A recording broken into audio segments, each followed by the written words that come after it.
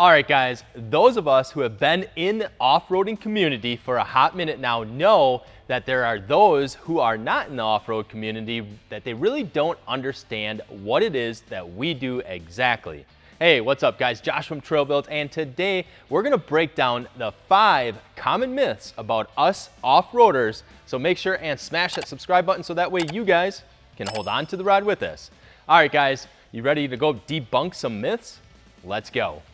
Real quick, before we jump into today's video, we wanted to take a second to let you guys know that right now we are running a huge promotional discount on Method race wheels with discounts up to 15% off, and that is huge. Plus, remember guys, when you package a set of Method race wheels with a set of tires, we'll mount, balance, and ship them to you for free, and that is a heck of a deal. So make sure and don't wait too long to purchase them on trailbuiltoffroad.com, as this sale is running for a limited time only. So picture this: you have your off-road rig, you're at a gas station, you're filling up with fuel, and behind you, you hear this voice and a question, and it goes something like this: nice mudder, or nice mud truck, or are you going mudding today? Or it's something along those lines. Now, that may be okay with the guys who actually build their trucks to go play in the mud, but for the 98% of us, it couldn't be more cringe-worthy. For one, personally, I hate the mud. It's gritty, dirty, and the stuff around these parts here in Wisconsin really kind of stink. Not to mention how much of a pain in the ass it is to clean, plus it gets through all the seals, damaging things like the trunnions and the U-joints, getting into the kingpins and ball joints, the differentials. No matter how good the seals are or how high the breather tubes are, the muck and water always seems to make its way in. But long story short, and I think I can speak for the majority of us, sometimes, and I mean sometimes, it can be kind of fun to play in the mud for about 5 seconds. Either way, we don't build our mud trucks, we build trail rigs and rock crawlers or rock bouncers, overlanders, Ultra 4 cars, trophy trucks, and of course there are some mud trucks, but I think they're all down in Florida.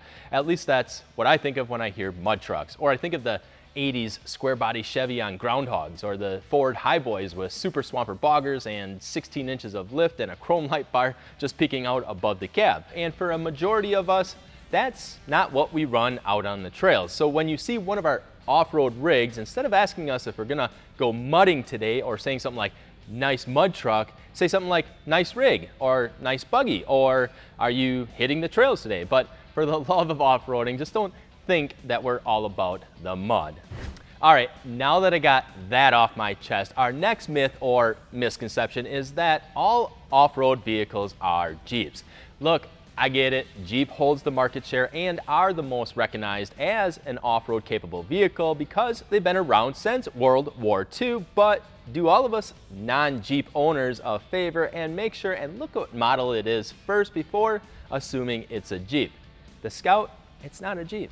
Another common myth is that off-roading is too expensive, that it costs too much money to get into. Now, it can be very expensive, there's no doubt about it.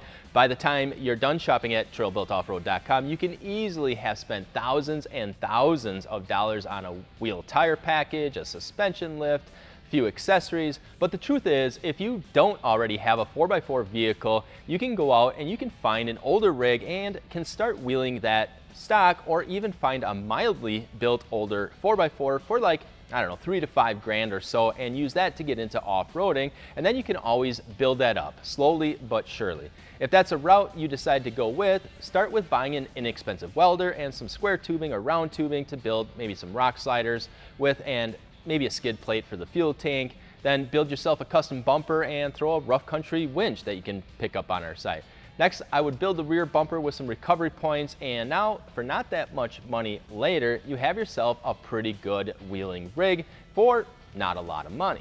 All right, so we're not all mud guys. We don't all drive Jeeps. Just about anyone can afford to get into the off-roading scene, so our next myth on the list is that we're all reckless and we're gonna go out and tear up the land, make a bunch of mess, and don't care about the environment. Well, if that wasn't further from the truth, then I don't know what is. In fact, it's actually quite the opposite. I'm sure there are always going to be bad apples, but that is in any sport, job, recreation, and just about anything else in life, right? Here's the thing about off-roaders. See, we go off-roading because of our love for the outdoors and adventure, so why would we want to mess that up? In fact, I would go as far to say that nationwide, we take care of the land better than just about any other group out there because we not only love the outdoors, but we want to be able to keep doing what we're doing. Not to mention, almost every organized group that I'm aware of organizes specific rides that are actually dedicated to trail cleanups and sometimes haul hundreds, if not thousands, of pounds of garbage off the trails each year. So, before you go judging an off-road person, remember that we are helping the environment and are not going out just to destroy it. So then, last on our list is one that I personally know to be a myth. It may not be the majority that does this, but it's definitely not every single overlander that drinks craft beer. There are still a few of us, especially around Wisconsin, that still drink the good stuff, like Busch Lattes or Coors, for example. So the next time you see a group of overlanders at their campsite, don't be afraid to go say hi without having some sort of homebrew beer in your hand, as you never know. You just might run into other fellow overlanding domestic beer drinkers as well. All right, guys. Well, we wanted to have some fun with this video and hope you guys enjoyed it. And if you guys do have any other common myths that you hear about off-roaders, make sure and let us know in the comments below. Also, guys, don't forget to head on over to our website at trailbuiltoffroad.com to pick up a set of wheels, tires, and suspension, not to mention accessories, or even some merch to represent Trailbuilt. Remember to smash that subscribe button, thumbs up to like the video, and as always, we appreciate all of you for watching. I'm Josh from Trailbuilt, and we'll see you guys back again shortly.